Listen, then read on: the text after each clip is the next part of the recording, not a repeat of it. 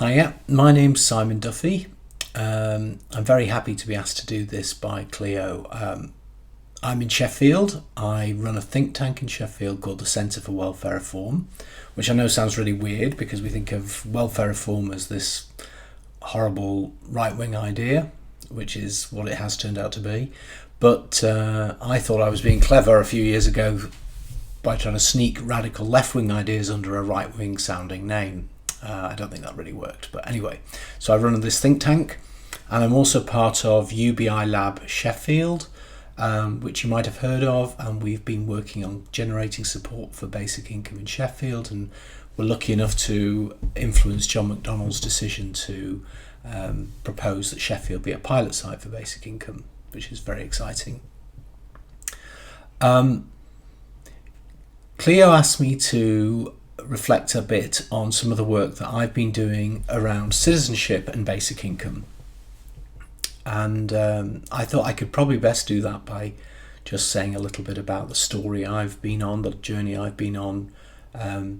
Certainly ever since studying in Edinburgh. I was a student at Edinburgh, did my degree in philosophy and politics, and also did my PhD in philosophy a few years later at Edinburgh.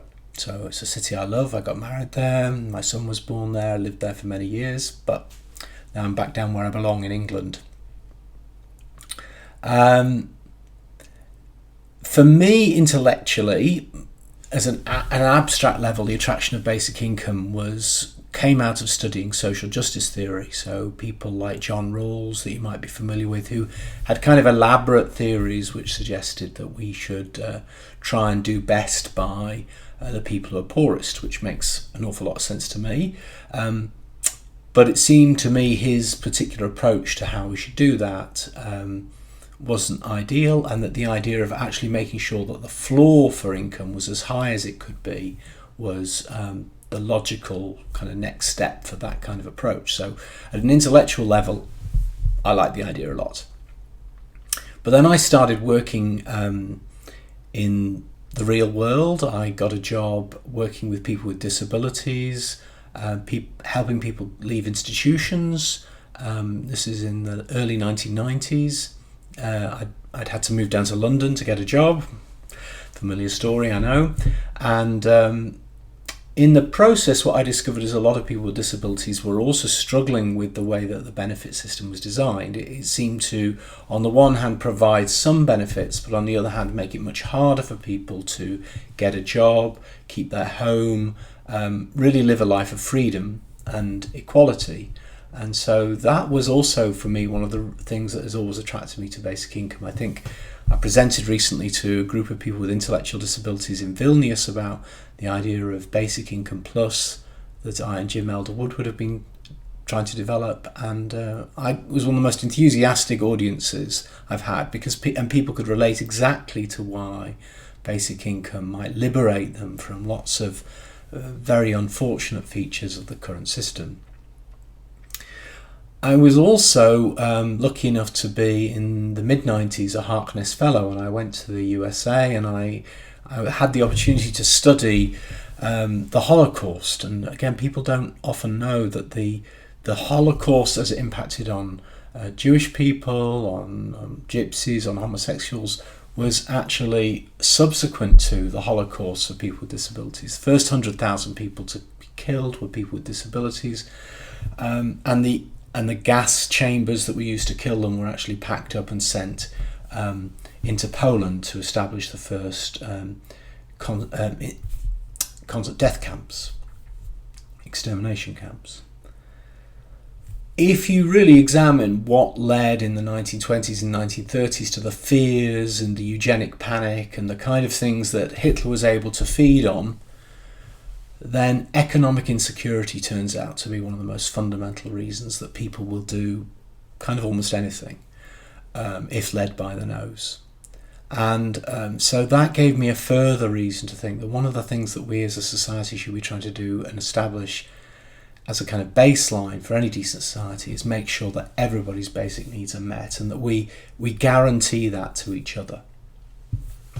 So again, this is a kind of another intellectual reason for me that has maintained my interest in basic income. The next stage of my life, actually, I was living in Edinburgh,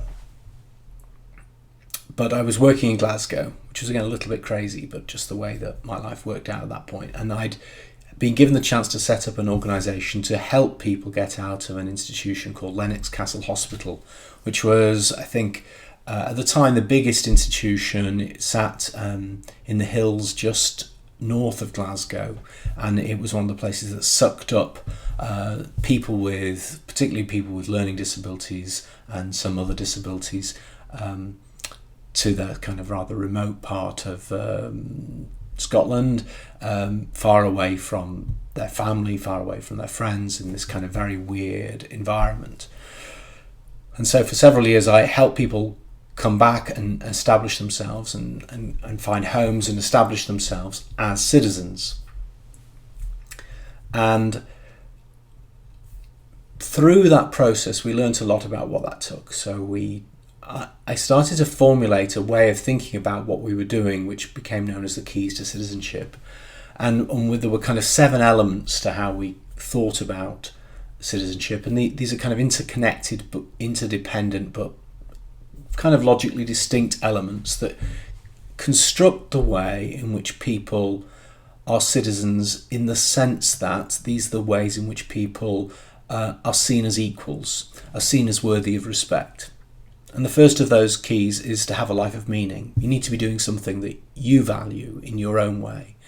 Even if it's something that you don't value, you can tell the difference with somebody who's doing something that they value, that has meaning for them, that has purpose for them. Second key to citizenship is freedom. If you have a sense of meaning, then you really need the conditions to enable you to actually follow your aspirations, your dreams, your plans. So freedom is really important. And in fact, freedom is something that we kind of often misconceive. Freedom is fundamentally a social thing. It's something we do together. And for people with intellectual disabilities, therefore, it's very important that people have capacity to listen, to support, and support the voice of people who can often be not heard, not listened to, disrespected in the most fundamental way. The third element for me was money. If you have freedom but you have no money, then you are basically reliant on the kindness of strangers, or the kindness of systems, or the kindness of the family. One of the things that people need in the modern world to exercise their freedom is enough resource to be able to pursue their goals. Not always to achieve them, but at least to pursue them, to have enough economic independence to be able to say, I'm going to try this, and if that doesn't work out, my world isn't going to fall apart, I'll try that. The other 4 keys are home, and I think actually, again, it's very important to distinguish home. That's why in UBI Lab Sheffield we're very clear that a basic income really shouldn't cover rental costs, that actually we need a whole different approach for housing, and that's a whole other discussion. Help, by which we mean that it's very important that we recognise that everybody needs help, and that we delude ourselves sometimes about our independence. Everybody in the modern world needs help, and needing help is part of citizenship. But also the 6th key, which is living or life, which is really about the different ways we contribute to community. And the 7th key is love, so the relationships we form which keep us strong and sound and really are the heart of well-being in, I think, most people's experience. So this is the model that we developed, and it's taken a life of its own. So it's interesting that a lot of communities and organisations and groups have found that quite a useful framework for thinking about what they're doing. I wrote a book with that title, The Keys to Citizenship, a few years ago, and it was a kind of combination of very practical assistance and help and advice with a kind of philosophical account of what citizenship means. And I think from a basic income point of view, this is one of the things we should focus on. Historically, citizens were often only granted citizenship if they, suffrage for instance, which is an aspect of citizenship, if they had enough money. So therefore we need to make sure everybody has enough money so that everyone can be democratically involved. And again, it's interesting if you go back to the origins of democracy and the first constitution developed in Athens by Solon. which is really the first democratic constitution that we're aware of. What is often missing in the story of democracy in Athens is that the great innovation that went alongside with kind of suffrage for citizens at the assembly arrangements was the banning of interpersonal debt. It was no longer possible for the rich to put the poor into debt slavery. So that was banned, and Athenian citizens from that point forward, were guaranteed to be at least free enough to exercise their democratic voice without the undue influence and control of the rich. And I mean, that seems incredibly relevant today, doesn't it? Where debt is one of the major things that is used to manipulate people's fear. It's one of the things that has driven austerity, is the kind of mortgage debt fear, which has left lots of people anxious to be saved by the government, and has allowed them to then pummel people who are poor, people who have disabilities and other disadvantaged groups. So again, it's very important that we think about the importance of just financial control, security, sufficiency and resource in order to exercise basic citizenship. About 3 years ago, we created a community called Citizen Network. So it's in a very early stage of development now, but we now have, I think, about 14 countries with Citizen Network coordinators taking forward these ideas, and particularly thinking about how we activate citizenship across and through any particular community, and how we start to think about community as valuing diversity. Aristotle said that you can't have a community, you don't get a community out of bringing together lots of people who are the same. You get a community by bringing people together who are different, and those people treating each other as equals. So for me, the idea of citizenship is really the integration of two important social values: the value of equality, our moral worth, our fundamental equality, with the wonderful diversity of humanity, the fact that every single individual is different, and whether you've got a disability, whatever your gender, whatever your sexuality, whatever your race, that's not a problem. That's a great thing, that you are different, who wants to unwish who they are, their uniqueness? So through coming together as citizens, we create communities of equals who can really build respect together. And so that's the kind of concept that we're developing through Citizen Network. And last weekend for me, when I'm recording this, but not for you, Cleo and I met in Glasgow at Citizen Fest, where we were fortunate to be able to present basic income to a kind of rather chaotic kind of day of celebrations of music and festivities and thought. And so I think that it would be fantastic if the basic income community could think about the relationship of economic security to activated citizenship, and also the role of community and citizenship in bringing together diversity at a time when so many people are trying to divide us and create fear between different groups.